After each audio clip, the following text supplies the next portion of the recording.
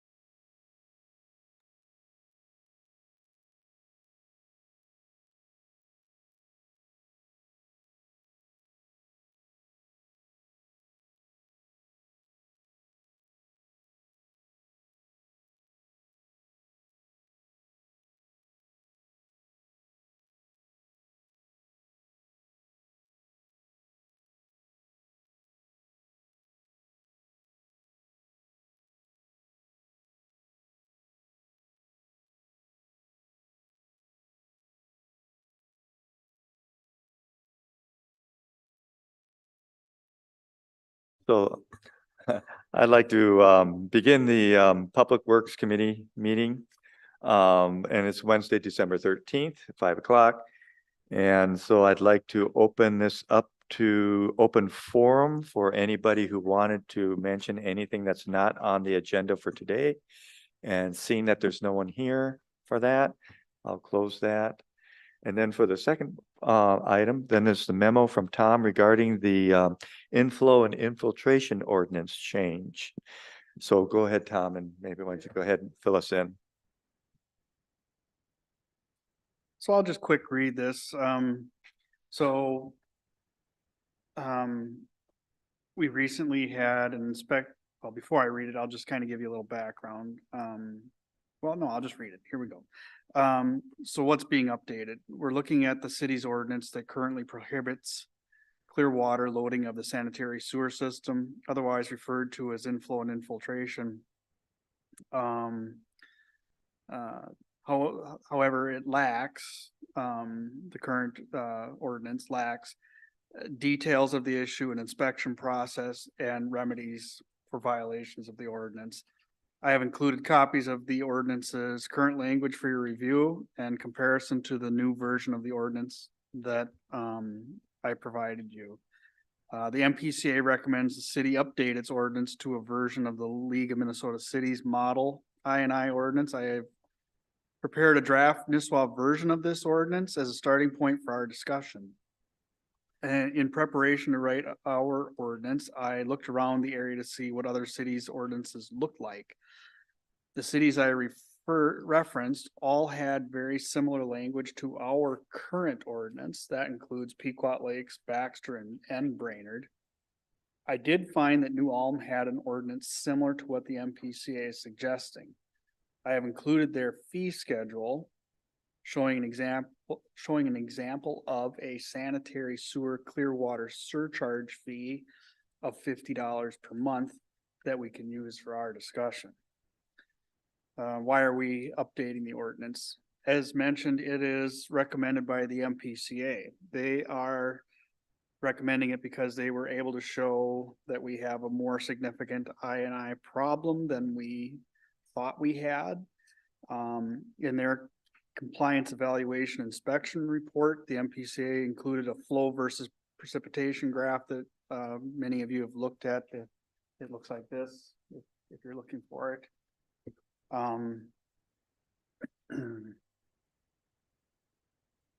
It shows that rain events appear to coincide with increased inflow to the treatment plant. That may be the case, but I suspect that what the graph is really showing is that we have a seasonal flow spike in the summer due to the seasonal increase in our population and tourism. It would stand to reason that we also have a precipitation spike in the summer months as well.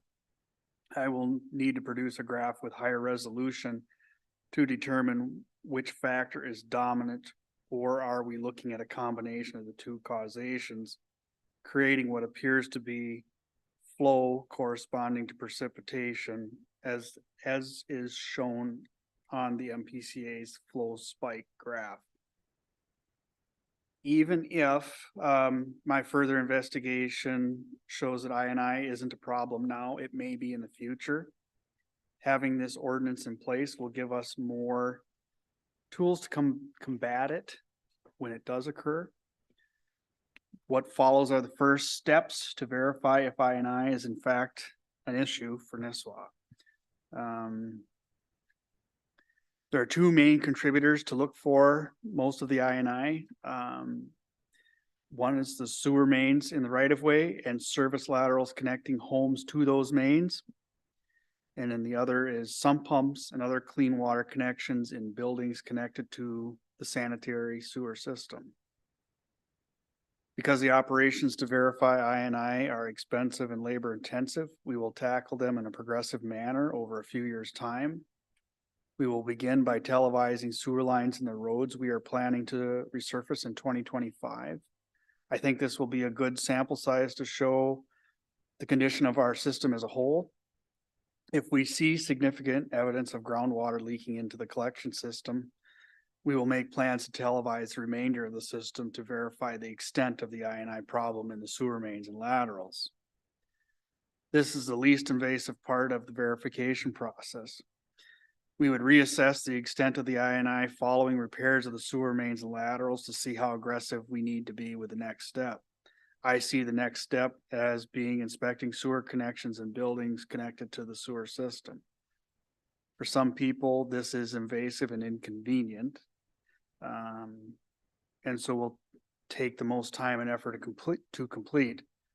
We will likely attempt an education campaign for home and business owners to see if we can get voluntary cooperation and I reduction before starting inspections. Then I list how repairs are done. Most repairs in mains and service laterals will be done in place by inflating a repair sleeve inside the existing lines. In some instances where extreme damage exists, the lines would have to be excavated and repaired. These repairs would be significant and at the city's expense. Repairs done in homes and businesses would be things like disconnecting downspouts and sump pumps from the sanitary sewer system. Most of these repairs would be relatively inexpensive and would be done at the property owner's expense.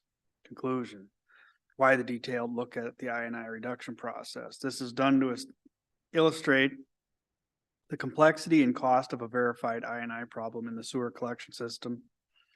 Passing the ordinance will be the first step to deal with the I in an efficient manner. I will produce a high resolution graph of flow versus precipitation over a similar period as the MPCA graph to see if their assumption is correct. This is the lowest cost way to verify the extent of I.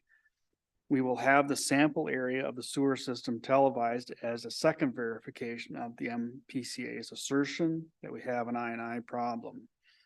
If the I should verify as a problem, the city will have a costly and time-consuming process ahead to be planned for in future meetings. If the I isn't as significant of a problem as the MPCA is suggesting, they're suggesting that it is up to 75% of our inflow. If it is 10% or lower, I want to get some feedback from the MPCA on what, if anything, we should do to lower that level of I. I suspect my high resolution graph and study of flow and precipitation will show actual I at or near 10%. I recommend detailed discussion of the ordinance this month, holding off on any recommendation until January. I want to give time for all involved to digest this and maybe come back with tweaks to the ordinance before it's recommended to the council. I got a question. Yes. Does anybody have a good handle on the sewer population of Nisswa during the summer months? Oh, you can, Flow stuff. Hmm? The flow stuff. I would say that population. Yeah, but what's the actual population? So what's the per so capita? our actual population, according to the census, is I think 1976. During the winter? Yes, but during the summer. during the summer, Which is what the argument is it's here. much higher. I would guess at least 5 times that, Okay, but you don't have. but I an don't active- have a specific No, okay, value. no. kind of what I thought. looking at the full spike. Very Yeah, so if you look at this graph, Yeah. you'll, if you look at the graph the MPCA provided, every one of their spikes occurs over July of that year. Well, it would stand to reason that, of course, our flow spikes during July. I mean, anybody who's been here during the 2 weeks of 4th of July knows that our population goes crazy that time. And then, so this lower line, the blue, excuse me, is rainfall. And while there's, when you first look at this, it looks like there's a really good correlation to it. But when I was studying it a little closer, the correlation isn't quite perfect. It's just not right. For instance, if you look at this spike in January of 2020, it has a precipitation spike right in line with flow. The precipitation should spike first and then the flow would spike after, because it does take some time to hit the treatment plant. So, and then there was other spikes in here that are varied, and I think when I can show this on a more of a month-to-month or day-to-day basis in any one of these time periods, the correlation won't be there. And it would be more in line with increased population or tourism events. And there's just coincidence that the precipitation and the flow have some correlation. I'm curious, like, what about Cross Lake and Pequot Lakes? They would have graphs like this too. Does it similar? They seem to mirror Likely. us. Likely, this graph was produced by the PCA, so I would have to Mhm. dig into that further to see if they produced this for them, but I would suspect that their graphs would look very similar to this. Brainerd, Baxter would all have similar issues, I think. So. If it is what you're thinking it is, then it really isn't a problem. Right, and so what would verify if my assumption is correct is we're looking at televising roads that will be a part of our 2025 road bond. And we should be able to see I. If there are issues, you could see it. I didn't have an example of that I could bring to this meeting, but I'll try to have one for maybe our meeting in January. If we don't see areas where leaking is actually happening and my extended graph doesn't show it either, I would then reach out to the MPCA and say, hey, we're not verifying what you're showing here. Okay. And then ask them what more do they want me to do. Mhm. Mr. Chair, Tom, you have an ongoing program though, where you jet and camera at least the central business district So we jet mains and everything. laterals every 4 years? Every 3. I think 3? it is. Yeah. Our current camera, hammering is not as advanced as we'd like it, and we can't hit all the areas. We did, check with our contractor who does that, files to see if they could provide us with this information or if they would be able to help us with this, and, they said they didn't, so we're checking with a couple of other vendors who could do this work for us. And then I'll get back to you if I can find one that does and what the cost of it will be. So, And we could do that in lieu of whatever Files was gonna do, so they could bypass that at that time. so in a perfect world, if there was no problem, these spikes in precipitation really wouldn't make that much difference in the treatment flow. Yeah, other than what happens to incidentally fall into the pond itself. Yeah. And now it's not exact, there'll never be zero I. Yeah. We have little things that happen. There's holes, for instance, in some of the manholes where water can come into some of that. I have some residents who have step stations in their driveway and they prop open the lids during rain events to drain their driveway faster. We asked them not to do that. But so, Well, you know, Nisswa's sewer system is relatively new. In other words, we got the good joints. It's not the old Oakham joints and the old vitrified clay pipe and so on. So the chances there's much infiltration are very slim of that type unless you got a hole in a pipe somewhere.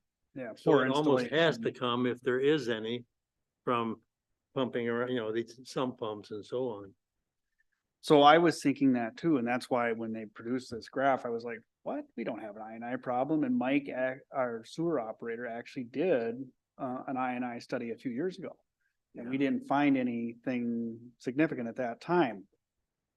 However, I was at training in October with the MPCA down in Brooklyn Park. And one of the communities that was presenting had PVC lines that were installed in 1999.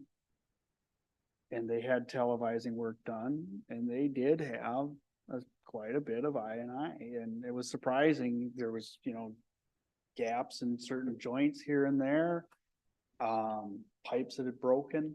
Now, Joe and I have talked about that, and it could be that that's in an area where they have a heavy clay soil. You know, you'll get more movement there. But you know, that's part of why I want to televise at least a sample area to say, hey, you know, this is a significant area. We just televised. We're not seeing it, or we are seeing it. If we're seeing it, then we know we got to follow through. If we're not seeing it, then it's like, well, how much, you know, we don't want to invest a lot of money in this. Is it fair to say that the population increase during the summer is mostly due to the resorts as far as the sewer population increase? Oh, No, I I'm don't not think talking so. about people in downtown Nisswa. I'm talking about the resorts. Would that be fair to say? I think the resorts can have a big contribution, but think of how many of our homes are seasonals. You know, even our biggest homes, there's folks that are here only 2-3 weeks a year. Well, is there a way to know how many that is roughly?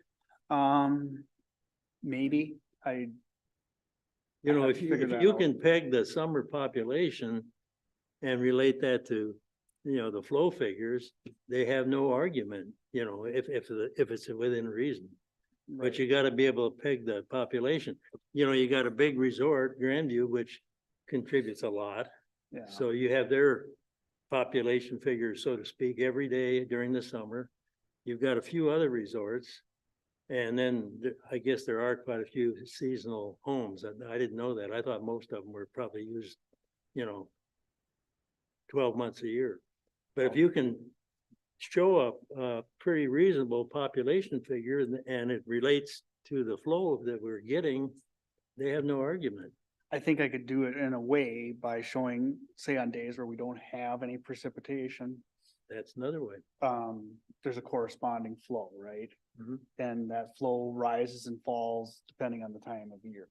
So you could find days in any month that have no flow, have no rainfall, what the flow is, and what are the changes from July through January. And I'm sure it would show July is much heavier base flow than January. Sure. I mean, it's easy to see. I mean, you can tell by the traffic in town and everything else. It's not rocket science, but to actually give it a number.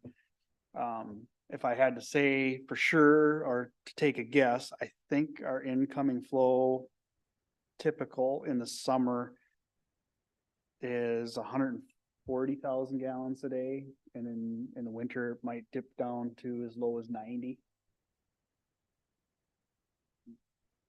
What are the three sins that we supposedly are partaking of here that they mentioned in there? They talk about 3 violations of the terms and conditions of the SDS permit. What are those? Let's see, let me That find. apparently was somewhere beyond Yeah. in their report that we didn't. It was in their report. Yeah. I don't know that I provided a copy of the report for this meeting. Um,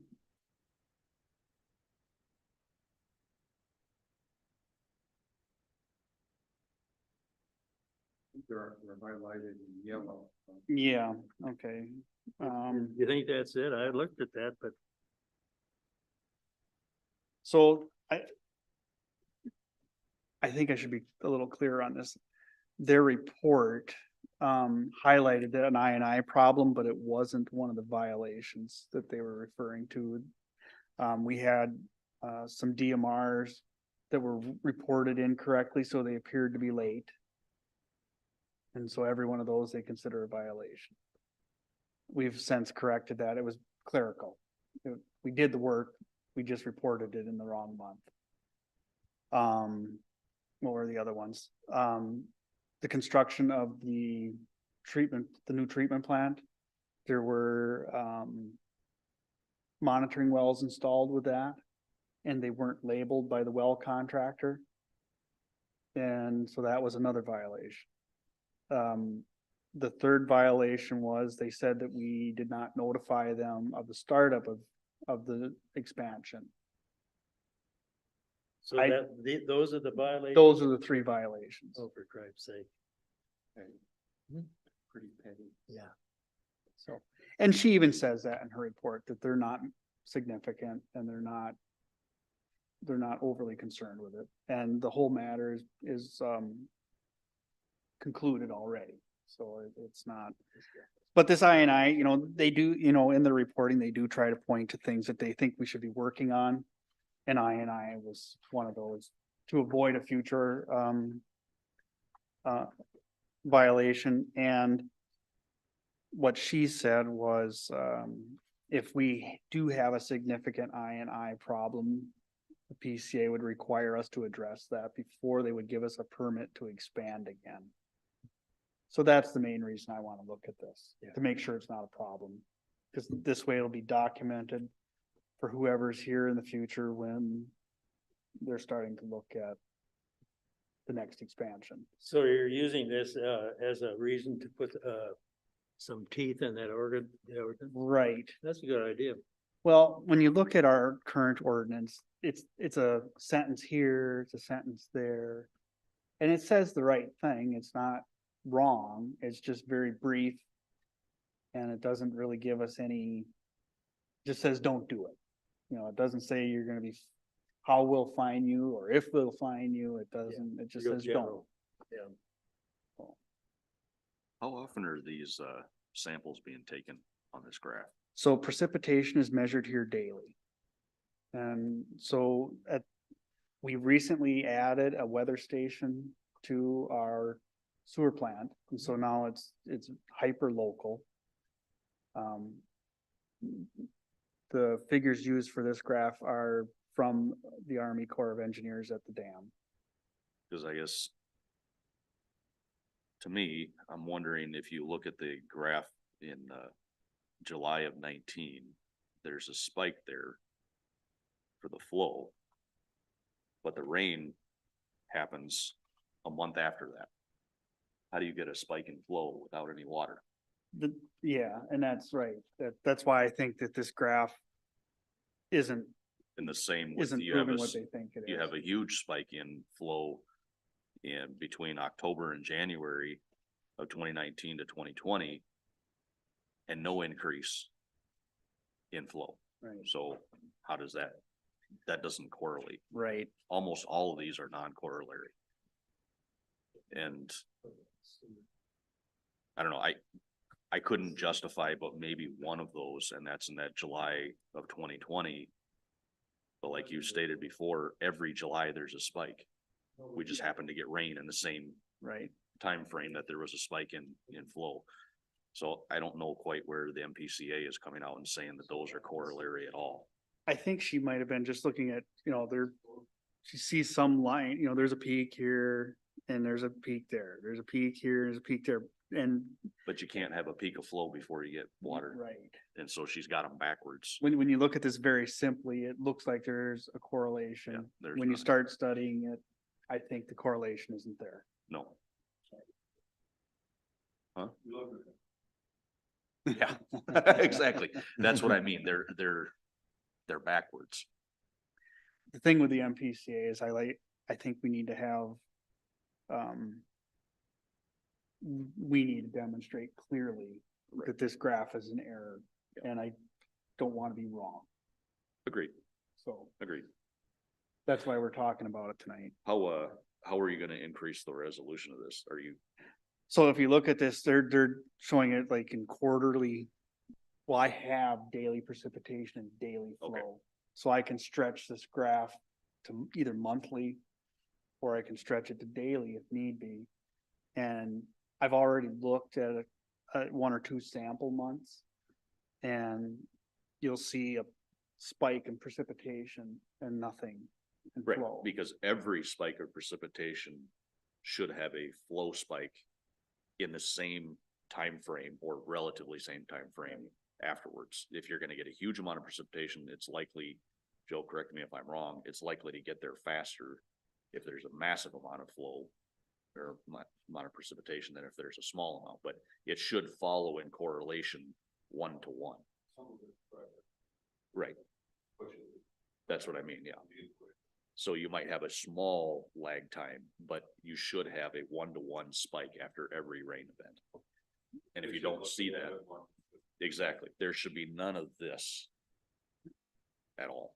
It should be a 1-to-1 correlation. You know, the other option is here too, depending on the opinions of the committee members here. You know, city of Brainerd, city of Baxter, city of Pequot Lakes.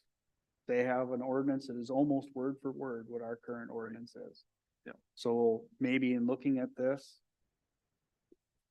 you guys will be of the opinion to say, you know, why change anything? There isn't enough evidence here to change it. And then I can verify it with the televising that we will do.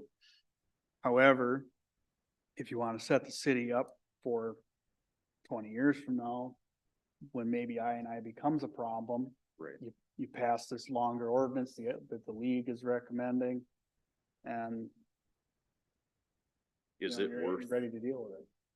is it worth going through the time and expense of doing the televising until after you've confirmed with the revised graph that there is a correlation? If there's not a correlation, I don't see why we would do it. No, I agree with you. I didn't promise that I would bring it this month because I didn't think I could get that much done in a short a time. I'm hoping I can maybe have at least a sample of this Yep. for our January meeting and be able to show that it's not the case. And then we may not do the televising. Sure.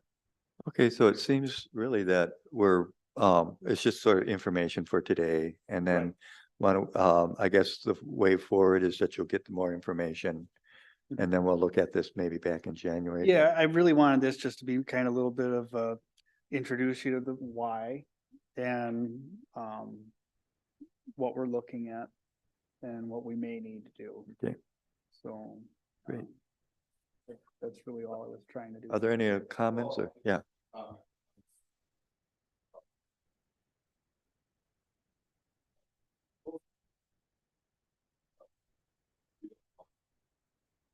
Oh, sure.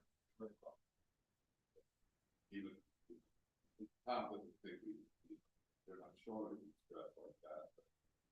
It's always fair for road, you know, please look at that line, make sure it's good. Yeah. Yeah, it doesn't look. So I do have Mike, the sewer operator, getting quotes to do that televising. So What did you do for his time? You know, he tested something. trying to remember how we did that. I'd have to ask him, I guess. It was just, We didn't at that time. I think we were looking at just the lift stations. We weren't going into individual connections or anything. We looked at lift station flows after rain events and there wasn't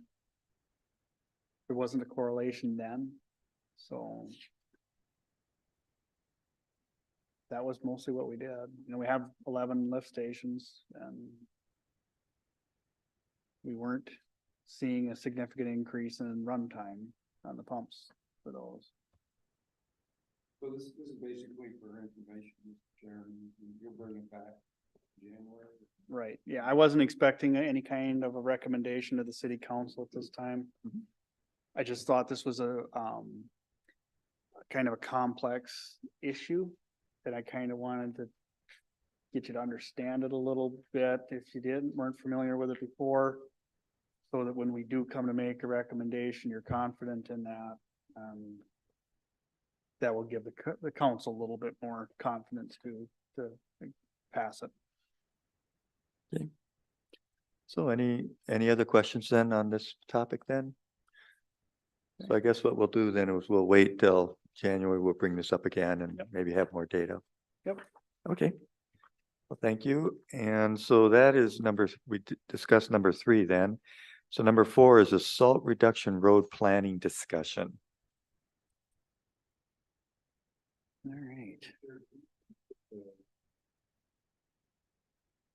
We don't need to look at these ordinance changes right now. Oh, maybe we should. Would you like Just to? back up for just a minute. So I did provide, I gave you copies of the current city ordinance Mhm. so that you could see what that looks like. I gave you a copy of the league's model ordinance. And from that, I drafted one for Nisswa. There's not many changes at all, mostly is plugging in, the city of Nisswa into it. And then I also provided you a copy of New Ulm's surcharge fee. So this is probably something that Tom is right, that maybe we should talk about the idea of that.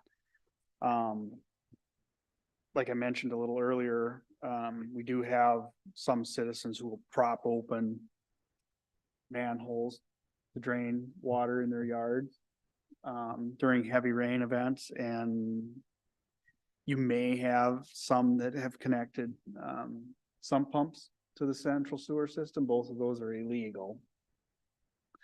What the surcharge fee does is if you have somebody who has an issue like that has to be fixed and they don't want to have it inspected or they don't want to make the change, this would allow the city to add a surcharge to their sewer bill. Because in essence, we're treating all that clean water that they're emptying into the central sewer system. And so this surcharge seeks to motivate them to make changes. And so New Ulm's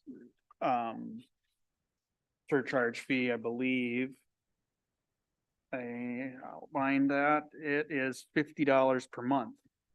So in our ordinance, I think I suggested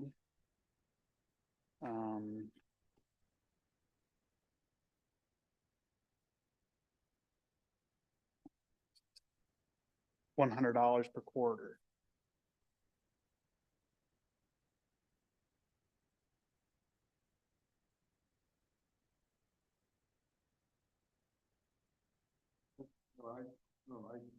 The proposed ordinance for Nisswa is basically the LMC model ordinance with a couple fill in the blanks. Yes. I read it and I think it's pretty comprehensive and I agree with what you're filling in the blanks with, so I would. Yeah, because I actually highlighted a little bit, and I did make some comments that I have in green. So wherever I kind of wandered a bit, if you will, from the league's ordinance, I put that in green as a comment. And then I highlighted the monthly surcharge because I thought that was something that we should that you guys should be aware of, because Mhm. that could, for some, have a very significant financial impact if they have a surcharge problem and aren't willing to correct it. It could increase their sewer bill by 50%. Yeah. I guess the only question I had was in this section 6 where you're gonna inspection, where it set deadline suggesting 1 to 3 years. You know, is that feasible on the part of, you know, getting somebody, if it's staff or a contractor, to get that done in 3 years? Or 1 year? I guess when I was suggesting 1 to 3 years, I was expecting to use our existing staff. If we were to use a contractor, I would probably try to get it done in significantly less time, like 1 quarter or 6-month period.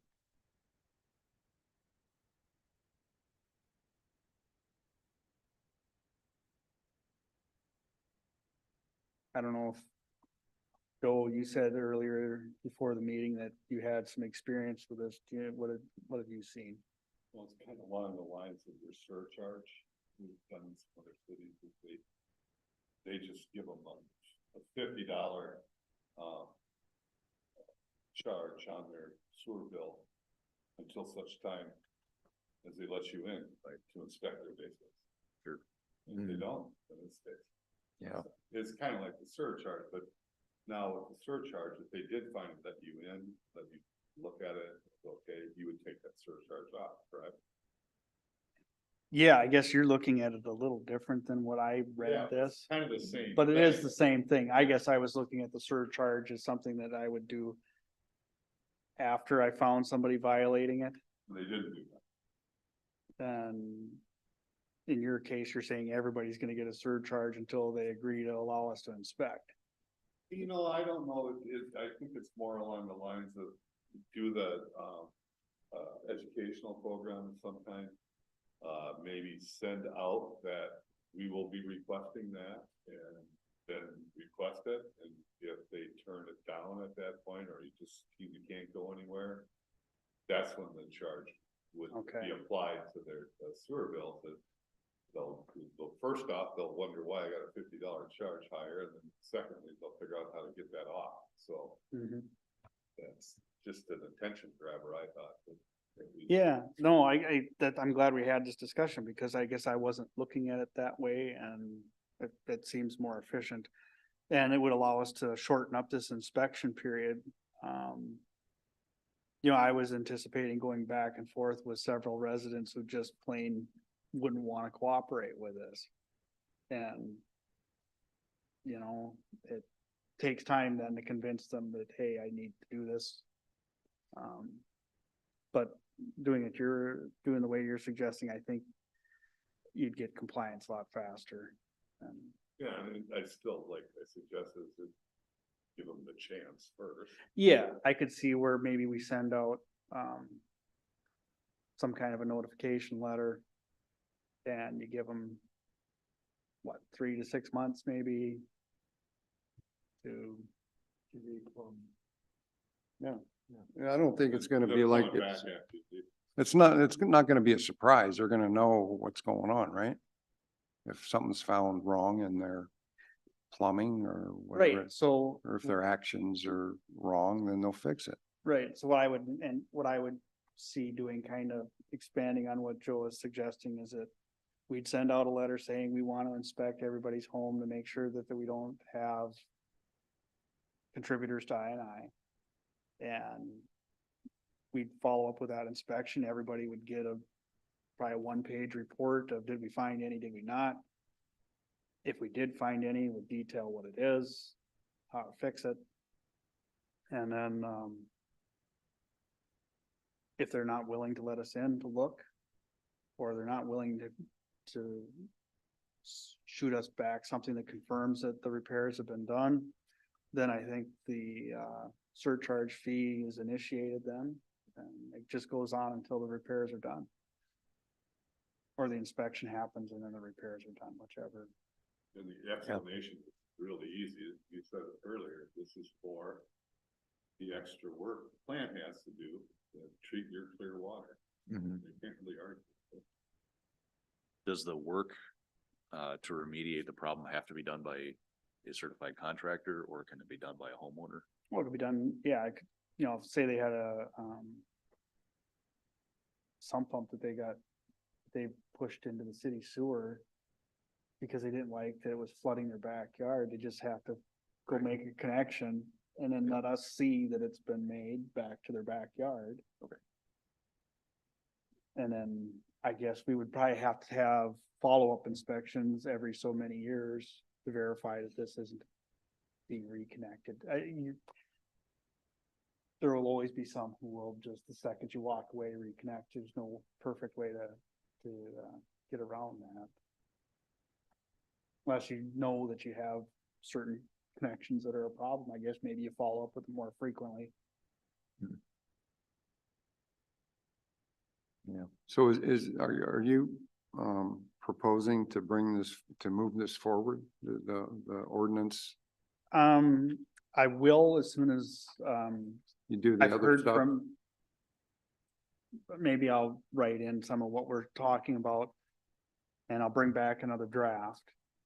Then I'd like to hear what your comments are. Mhm. And it's possible we don't make a recommendation on a final draft until maybe February or March.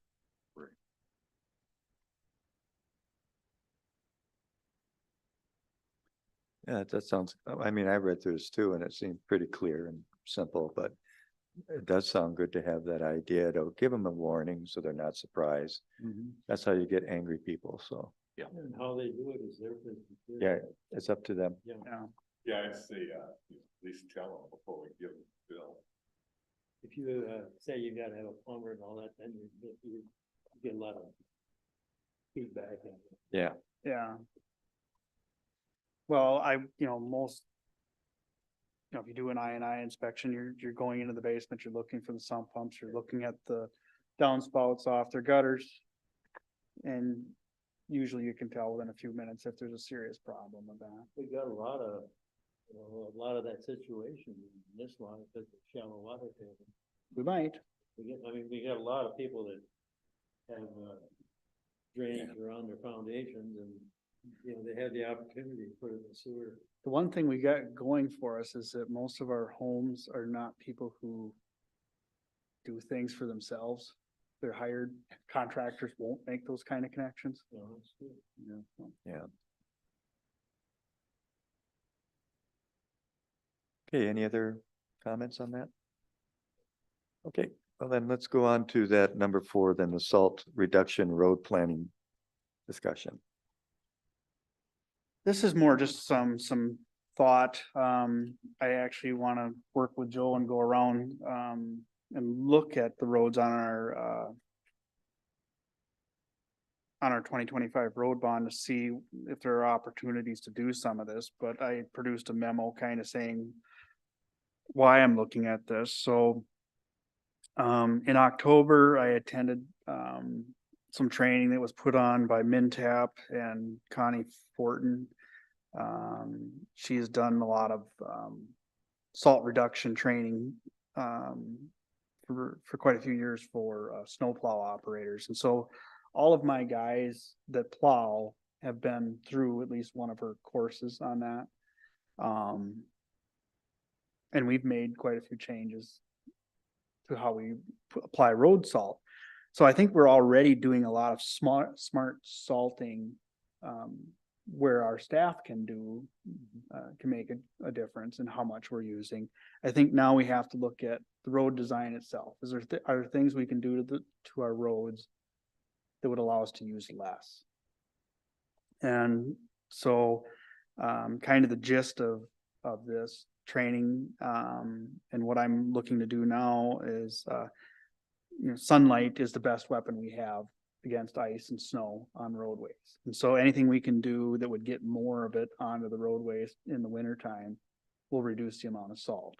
The best example I had of this is if you look at Upper Roy and then just to the north of it, Edna Lake Road. Upper Roy hasn't been improved at all. Edna has with the frontage road. if you notice the frontage road, there's no tree canopy on that at all. And we hardly salt it. We get almost no complaints. And before that frontage road was built, it was probably our number one complaint Hmm. generating road outside of the roads in Grandview. At that time, it had a steep hill coming down on the 371. It was very shaded. It was always ice covered. And we couldn't put enough salt on it. Well, we have kind of a similar situation on some of these roads that we're looking at for the road bond. Upper Roy is one I think of, and a large part of that is because there's a lot of traffic, but there's also quite an extensive tree cover. And in some cases, we also don't have ditching at major intersections, so there's no place for the water to go to get off the road, and so it refreezes. So anything you can do to avoid the refreeze helps with that situation. And so what I'm looking to do, if I jump ahead to the conclusion of my memo that I gave you. Best way to reduce salt usage in any situation is to reduce the amount of snow and ice that has been melted in the first place. And so I'm asking to have a road salt reduction plan and policy put in place. That would help us reduce the environmental impact of salt on our roadways and lakes. I hope after we have our discussion here at this meeting, you will support the passage of a road salt reduction plan and policy, including winter smart design. And so what I outline is for winter smart design is at any one of our intersections, we either remove all the trees from the right of way for a distance into the road. So I don't know what that distance should be. Is it 500 feet, 1,000 feet? That's something I would probably get some help with Joe to determine. In the case where maybe removing all the trees isn't possible or politically expedient, we would start suggesting or requiring people that are going to put trees anywhere near the right of way that they're deciduous. And the reason for that is the leaves fall off in the wintertime. I realize this will be hard sell for a lot of people. Yeah, That's why I'm not saying the whole road. I'm saying any of our more heavily traveled intersections that are problems. Is there any of this stuff that we can do? Mhm. Where it really won't impact, is it better to have a deciduous tree, an oak tree, a maple tree, where the leaves will fall off, as opposed to a pine tree when it's at a busy intersection that we're putting tons and tons of road salt down? I don't think we're asking a huge lift once they understand the problem. You're gonna get a lot of negative feedback on that one. If you start cutting down trees, I don't care what kind they are. In the road right away. I'm In not the road talking right of ways. about, Yeah, in but you know people's from what yards. they've done, for instance, with the new bike trail and so forth, all those right of ways have crept in towards the road. And even though legally it might be back here 10 feet, if you have trees there now and you start tearing them down, all I'm saying is you're gonna have a lot of negative feedback from that. I agree with you. However, I think I Just could, to save some salt. I can't, well, but where does the salt go? Safety. And most of the folks that want you to keep the trees are environmentally driven. That's their thing. That's why they want the tree there in the first place. Well, if I can tell you I can drop down my salt usage by 85% in that area, if you'll cooperate and either remove the trees completely or plant a different variety of tree, Mhm. would you not at least consider, If you're- cooperating with that? If you're planting from scratch, yes, but if the tree's already there and you wanna cut it down and then regrow another one in its place, that takes years. That's not gonna sell. Well, okay, so let's take an intersect, the two intersections I was talking about in the first place. So Edna Lake Road, the state just did that. I mean, there are no trees at that intersection other than new ones that they just planted. Where's that? Edna Lake Road. Oh, So if you come off of 29, our most northern road there, yeah. and you go in on that frontage road, it's all pretty much wide open right now.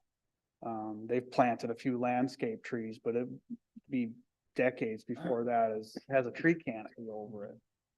You'll also notice that the trees that they did plant are deciduous. They're not conifers. So they won't shade the road in the wintertime. Well, I think we could do more of that throughout. And I feel it's proven the level of salt reduction we get. We don't go back there to redo that part of the street with salt after a storm has passed. So where does this all go now? On these problem areas?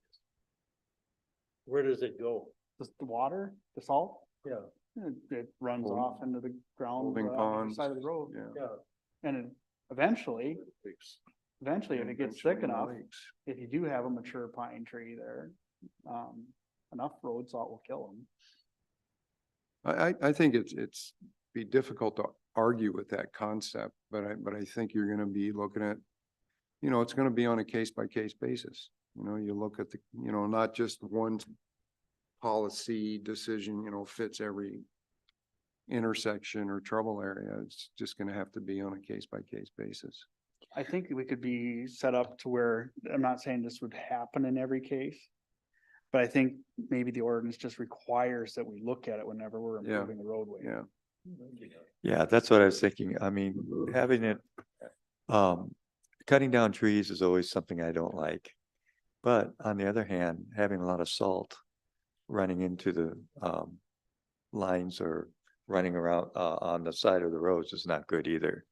So if we can, I like the idea of having a smart policy to set up a requirement to look at this specific area, and then we can handle it case by case from that. Mhm. Isn't the state and the county getting away from using so much salt, using other products? Chloride.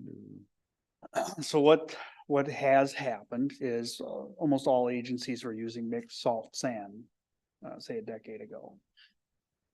We still use a mix of salt and sand, but we've greatly increased the amount of salt in it. So the idea is, excuse me, that there's less material to run off and clog storm drains. The sand has to be recollected at the end of the year, or otherwise it ends up plugging up or filling up the ditches that are supposed to take away the water. What you'll see the county does is before a storm, you'll see that they go out with a brine solution and they pre-treat the road. Is that a brine solution? Yeah. And then it dries. Huh? And so the idea behind that is that when the snow falls on it, now you have this layer of salt between it and the roadway. And so it prevents that, in theory at least, it prevents that from sticking as firmly to the road. And so it's easier for them to remove it. Does that reduce salt requirement to do that? Have a brine solution like that? What's that? Does that use less salt by doing that? It can, if it works the way it is, if it allows the plow to come along and shear that mixture off Mm. before it has a chance to bond to the road. Now you're not adding as much salt afterwards, because if you allow that to bond to the road, you're using, I think they estimate it was like 3 times as much salt to get it to break the bond from the roadway, if you can keep it from bonding in the first place. And so that's the logic behind the pre-treatment. I always marvel that the first place to get green in the spring, any area around here is along the road ditches. We're all salted. They're always the first places to get green. Why is that?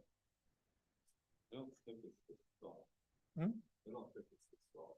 Maybe not. I don't know. More light. It's not big, it's Yeah, not- it gets some. Yeah, more sun. it's very little green.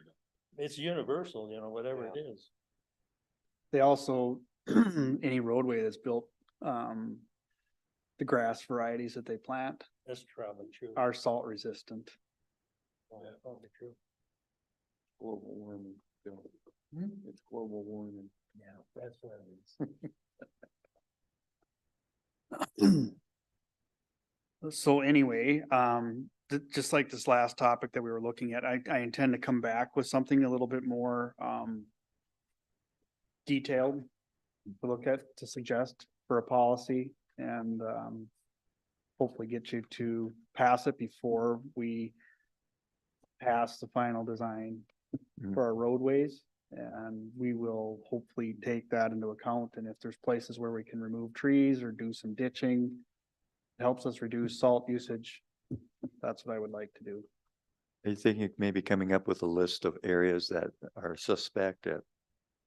Yeah, I Just gave like you an the example in list. here already. That's on our 2025 road bond. That's Upper Roy Lake Road. So between myself and Joe, we'll look at the rest of that road bond. And we'll give you probably some more examples, Mhm. of improvements that could be made to help. Is all that construction still on, line to be done this coming year? 2025. 25, I should say, yeah. Yeah. Okay. Still looking. And that's what we're targeting for, yeah. It could be pushed back a year, but I'm hoping to keep it on track for 25.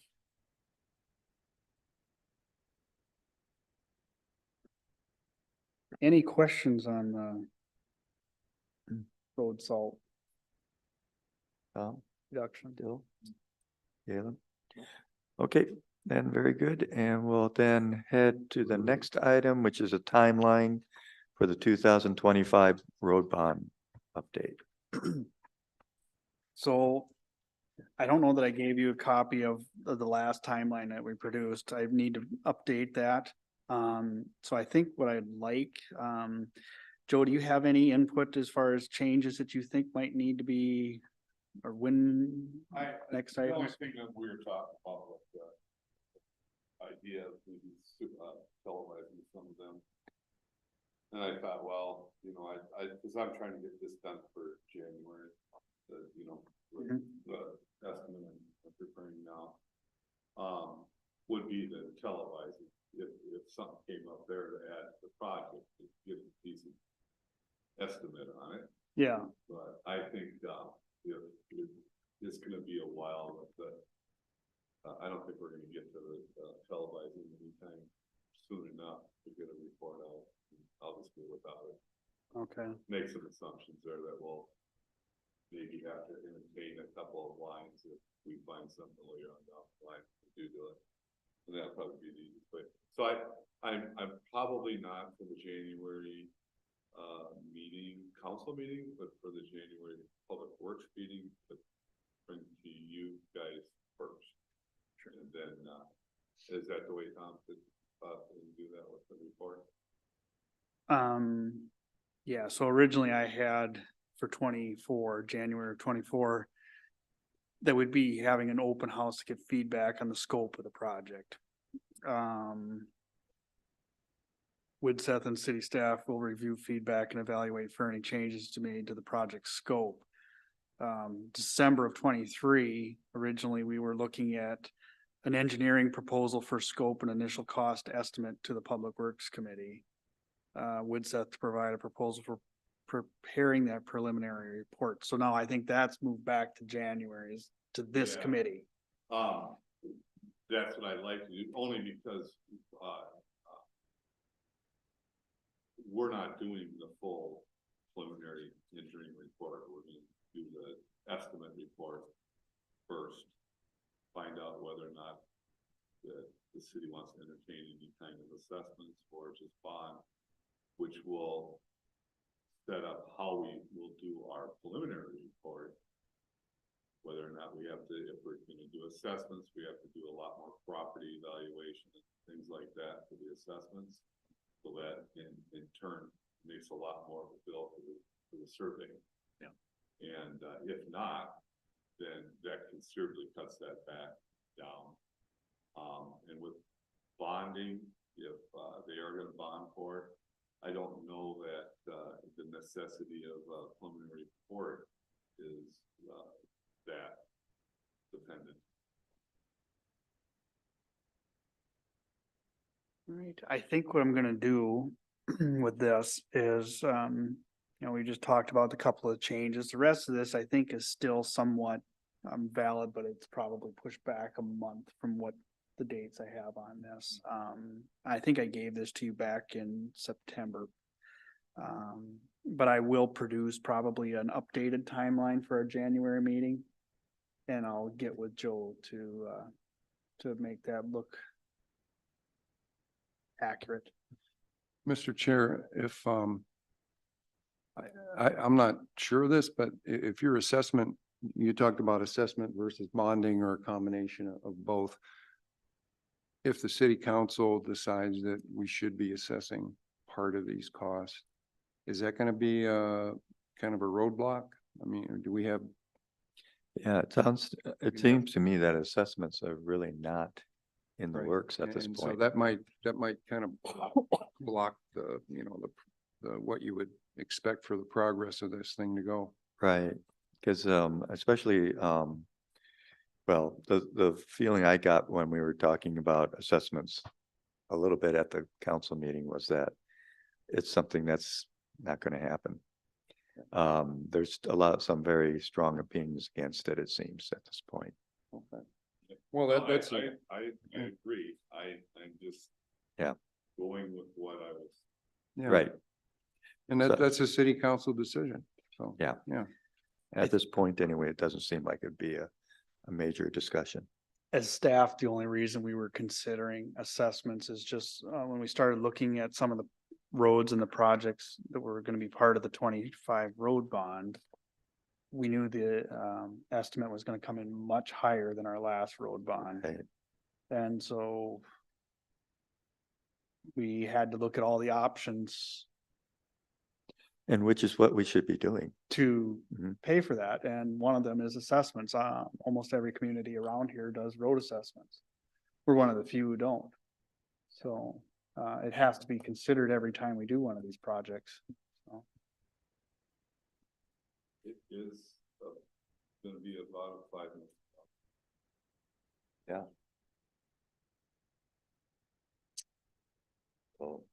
Well, I mean, we need to look at that as well, but I don't want it to slow things down at this point, because I really don't think the council's really in the mood to do that at this point. so some positive news on this, so not everything is negative. So since we first considered the idea of assessments, we did get news that the state is providing, I'm not gonna remember the exact terms that the name that they gave it, but basically it's small city assistance for roadways. And I think we were getting, this year it was 89,000, I think it was. Out of 5 million. Right. It doesn't sound like much, but if you think of it in terms of bonding, it has a significant impact on our ability to pay back the bond. Mr. Chair, would it be reasonable for this committee to ask the city council to consider even the possibility of assessments for this to keep the project moving along? I mean, it's gonna make a difference to the timing of this preliminary report, right? Maybe I should just back up a little bit. Normally we'd just do a preliminary report. But when the discussion came up to possibly do assessments versus bonding, then that kicked in my thought of with assessments comes more survey. And with 9 miles of survey for this project, that's a big bill. So to just step out and start doing that when we don't know if we're gonna do it or not, it didn't seem, so the idea was maybe let's get an estimate first of what it looks like it's gonna cost. So that the council can make a decision on that. And then depending on the decision, we can move forward right away with design and getting it ready and moving forward with the project to do that. Either way that they decide, it's just that if they do decide to go into assessments, there's gonna be hearings involved, and you're right, that will kick it back a little bit. Just because you have to have the hearings for the assessments. Right. And then you got the month between that, and then you have to advertise another month. so it starts kicking things around. Now, if we decide to, like, Mark, you're talking that won't do assessments, we can go full blown right away. Shouldn't affect it. That month would not be. So we'll have the preliminary estimate, you believe, in January? Yeah, And so then we can have that discussion with the council in January. So the city council will have something to react to. Correct. Yeah. Yeah, that's what okay. we would need. What Am I I- said earlier was I'd bring it to here in January. Okay, I could, let me look, we can Okay. push things out, let me see what I can do. And if you wanna go right to the council for that discussion. well, I think, let's say we talk about your preliminary estimate in here. And so that number will be known then. Can we, The number probably will go a little bit up, I'll tell you right now.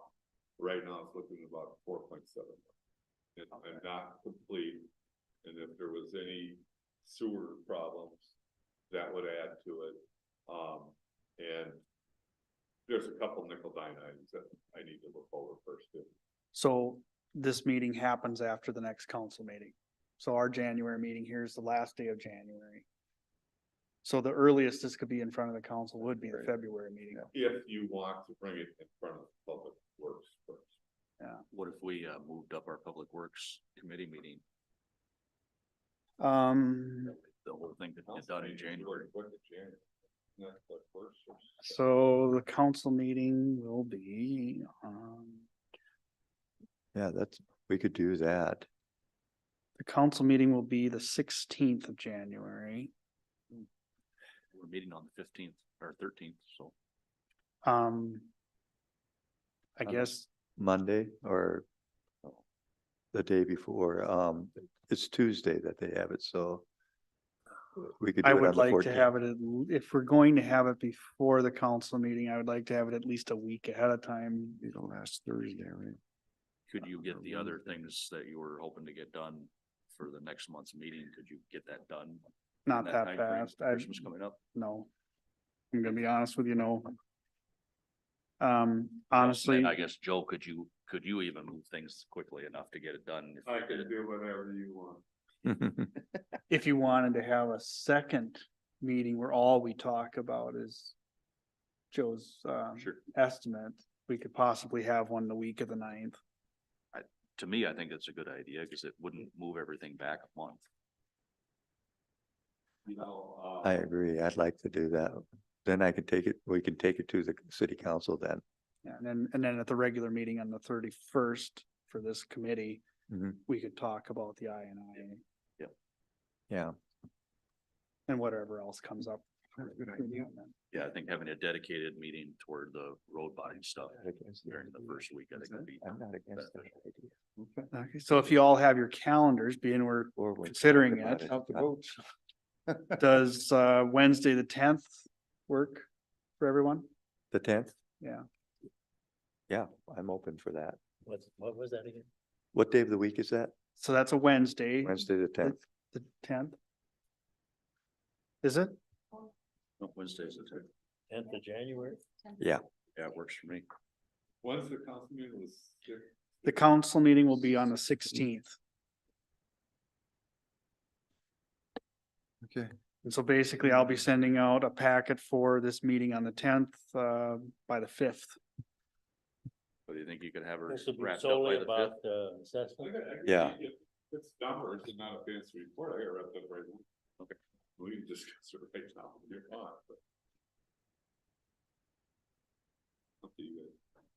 I think we should do it the 10th, but it's just me. Yeah, I'd like to see it in writing, I guess, if we're gonna give it to the council and that you Mhm. thoroughly, Kind of. a I big mean, even if dollar all figure. you come with, Joe, is just a simple or sentence that says the, Bottom line number, um, and also I'd like to get the time before it's hard to start. Yep. Tom likes to beat it up a little bit. Yep. all right, well, I think we'll shoot for the 10th then. okay. So anyway, then we'll meet then at 5 o'clock on Wednesday, the 10th Yes. of January. and just basically talk about that only. That would be my only agenda item will be. Yeah. Let's do it that way then. That. Okay, then, any other comments before we go on to the last one? If not, then, number 6, any committee member concerns or question reports? Tom, do you have anything you want to bring up? I don't. Okay, Bill? No. Galen? Nope. I just had one I wanted to ask, I know that we passed the, for the signage for the, recycling center. So how's that coming along? Are we, I know Maggie and I don't know if you've gotten a few calls. Okay, we've gotten some calls, People that have. yeah, Yep. we always get a bunch of that. Now, one thing to be aware of is we put the sign up after the tourist season was over, most of the seasonals had left.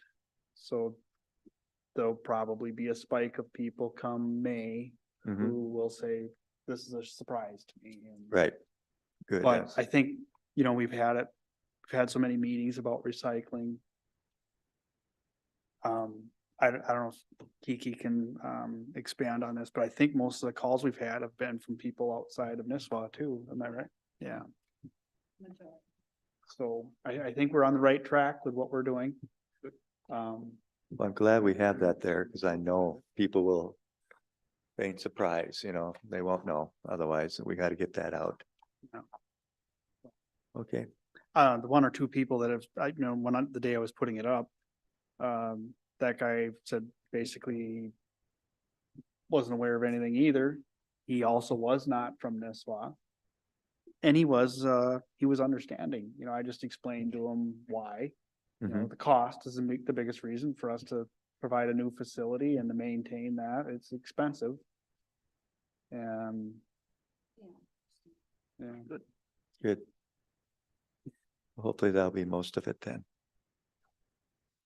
Okay, then, otherwise, there's nothing else I have. So would anyone like to give a motion to adjourn? Second. Second? Okay, all in favor, say aye. Aye. Opposed? We are adjourned.